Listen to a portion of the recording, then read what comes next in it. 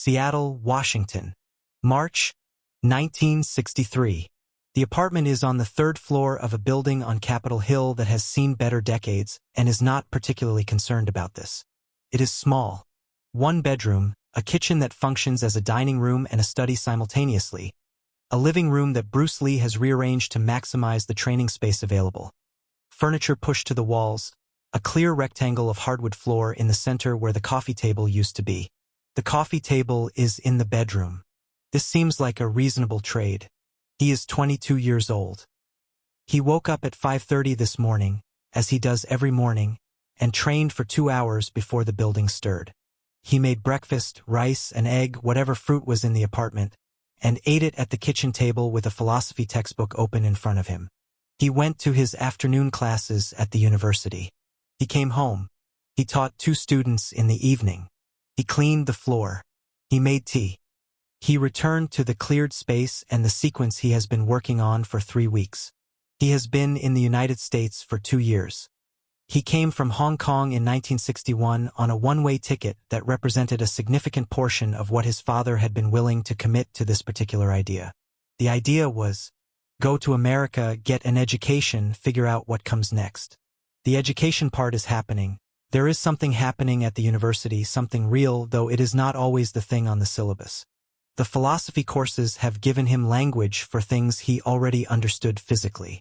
The encounter with Western thought has clarified, by contrast, what he values in Eastern thought. He is assembling something. It is not yet complete. He knows it is not yet complete. He continues assembling it anyway. He is enrolled at the University of Washington studying philosophy, attending classes with the disciplined attention of someone who understands that the knowledge is useful even if the credential is not the point. The what comes next part is less resolved. He knows what he wants to do. He has known it with a clarity that is unusual in a 22-year-old, the kind of clarity that comes not from certainty about the path but from certainty about the direction. He wants to teach. He wants to show people, not just Chinese people, not just martial artists, but people, any people, all people, what the body is capable of when the body is understood rather than merely used. He has opened a school. He calls it the Jun Fan Gung Fu Institute. It is not, in the conventional sense of the word, an institute. It is the cleared space in the apartment on Capitol Hill and a handful of students who come in the evenings and on weekends and who pay what they can and sometimes cannot pay at all and whom Bruce Lee teaches anyway because the teaching is the point and the money is a secondary consideration in a way that the money in his wallet confirms is perhaps not entirely sustainable. There is $40 in his wallet. He has been here before, not the specific number, but this specific relationship with the number, the awareness that what he has is finite and that the finiteness is approaching from one direction while the future approaches from another. He does not catastrophize. He does not perform equanimity. He simply holds both things simultaneously, the awareness of the constraint and the awareness that the constraint is not the definition of the situation. This is not a metaphor. It is a fact. He has counted it. He knows where it came from, the last month of tutoring fees and a small amount left from the end-of-semester money his father sends. He knows approximately how long it will last, 2 weeks, perhaps 3 if the teaching income picks up and if he is careful about where he eats and what he buys. He is not worried. This is the thing that the people who knew him in Seattle in 1963 consistently remarked on when they described him in those years. Not the training was extraordinary, but extraordinary training was the expected characteristic of someone who had been doing it since childhood. The thing they remarked on was the quality of his relationship with his own uncertainty. He carried the lack of money and the unclear future and the not-yetness of everything with a composure that was not denial and was not performed confidence, and was not the bluster of someone who has decided that appearing certain is the same as being certain. It was something else, something closer to trust. Not in an external authority, in a principle. The principle that the work, done with complete attention and complete honesty, would find its way to the people who needed it. He was doing the work. He trusted the principle. He was 22 and had $40 and trusted a principle. The phone rang on a Tuesday evening in March. Bruce Lee was on the cleared floor of the apartment, working through a sequence that he had been refining for 3 weeks. A combination that existed, in his understanding, at the intersection of 2 principles that he had not yet fully reconciled with each other. The combination was not quite right. Not wrong, functionally it worked, it achieved what combinations are supposed to achieve. But there was something in it that was not yet true, and Bruce Lee had a very low tolerance for functional things that were not yet true. He stopped when the phone rang. He picked it up. The voice on the other end was American. Male. Middle-aged by the quality of it. Confident without being aggressive. The confidence of someone who is accustomed to making phone calls that get returned. The voice said, "Is this Bruce Lee?" Bruce said it was. The voice said, "My name is Ed Parker. I run a karate school in Pasadena. I've heard some things about you from a friend who's been training with you. I'd like to know if they're true." Bruce Lee was quiet for a moment. "What have you heard?" he said. Ed Parker told him, "If you love Bruce Lee stories, subscribe. I post rare stories every day." Ed Parker was 32 years old in 1963. He had been teaching Kempo karate in Pasadena since 1956, in a school that had grown from a handful of students in a garage to one of the most respected martial arts institutions on the West Coast.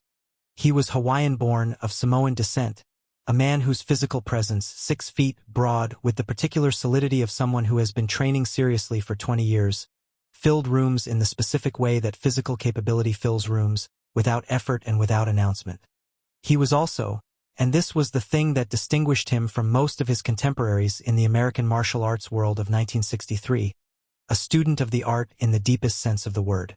Not merely a practitioner, a student.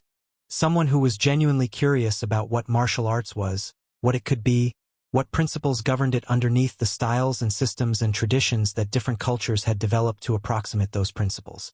He had been hearing things about a young Chinese man in Seattle for several months. The things had come to him through the informal network that connected serious martial arts practitioners across the country, a network that operated on word of mouth and handshake and the particular trust that people develop in shared physical communities. The person who had told him was a man who had trained briefly with Bruce Lee in Seattle, and who had returned to Los Angeles and said things about what he had experienced that Ed Parker had received with the calibrated skepticism of someone who has been in the business long enough to know the difference between a good fighter and someone's idea of a good fighter. The calibration failed. The account was too specific, too consistent. The details were not the details of someone describing a performance. They were the details of someone describing a principle in action, which is harder to fabricate because the fabrication tends toward the impressive rather than the true. Ed Parker picked up the phone.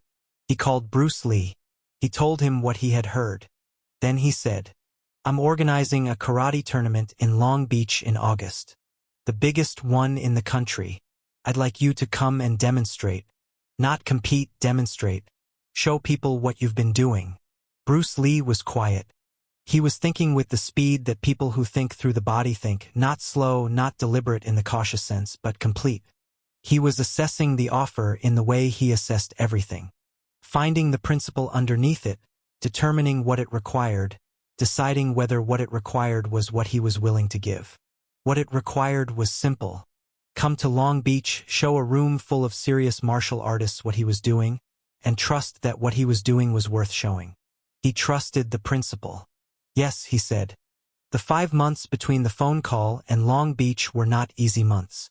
This is the part of the story that gets compressed in the telling, the gap between the call and the championship, the period during which Bruce Lee prepared for an opportunity that was, by any honest assessment, significant. Not just as a demonstration but as a test of the principle he had been operating on. The principle that the work, done with complete attention, would find the people who needed it. He had $40. He had a cleared apartment floor. He had students who came in the evenings and paid what they could. He trained as he always trained, the first session before 6 in the morning, the last one after the students had gone home, the hours between filled with the philosophy courses at the university and the preparation of lesson plans and the work of trying to translate into teachable form the things he understood in his body and had not yet found adequate language for. He also wrote.